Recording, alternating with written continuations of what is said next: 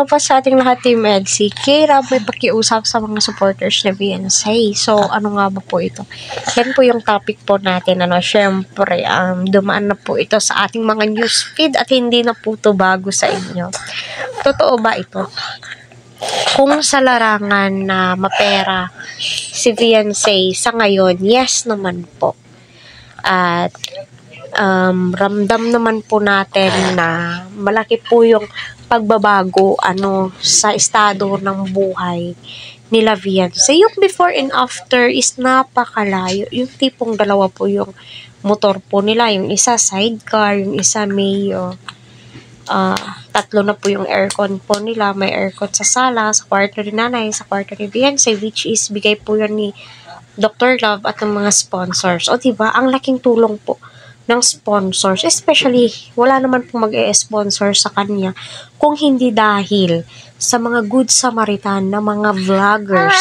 Unang-una si Kalingap Prab, Dr. Love, Kalingap Edu, sa mga taong nandyan, sumusuporta, nanonood, not skipping ads, diba? Pero kita po natin na hindi po nagbabago si Beyonce.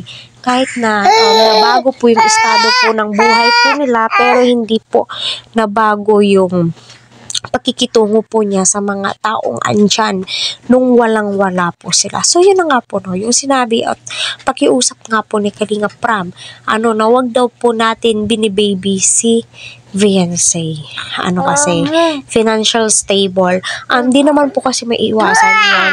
May mga times naman po talaga na mabibaby po si Beyonce, lalong-lalo na kapag mahal na mahal po siya ng kanyang mga supporters, sponsors, ipinaglalaban po siya. Hindi po talaga maiiwasan. Yun yung ika nga po nila favoritism. Nasa tao naman din po yan. At kay Kalingap Prab, siguro, gusto niyang tumayo sa sariling paa si Beyonce, pero as of now nakikita mo po na pumapayagpag po Key Angels sa larangan ng YouTube. Para sa akin, wala naman pong masama sa sinabi ni Kalingap Prab. Tuloy pa rin sa pagsuporta kay Beyonce, yun naman po talaga yung importante sa lahat.